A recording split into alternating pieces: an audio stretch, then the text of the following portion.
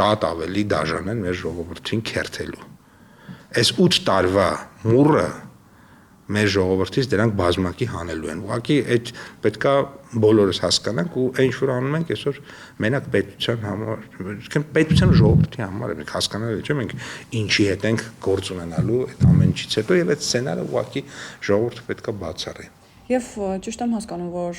այնուամենայնիվ նախընտրական process-ներում ներգրաված է լինելու նաև Գարեգին Բ-ն, չնայած հայտնի պահանջին, որ նա պիտի հեռանա, թե եպիսկոպոսների կողմից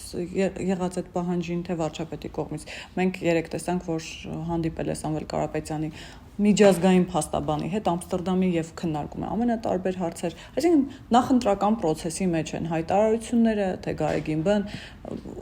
մենք կարող ենք ասել, որ եկեղեցին կամ գոնե Գարեգին Բ-ն միանալու է այդ թևին, որի մասին վաղուց է միացել Կտրիչ Ներսիսյանը հիմա իհարկե անհավատ մարդ է ինքը, բայց շատ նեղնենգած եւ թերևս եզակի են դեպքերից է, որ իմ տեղեկություններով շուտ աղոթում է, որ ընտրություններում այլ երկրներին հպատակ ուժեր հաղթեն, որպեսզի ինքը շարունակի մնալ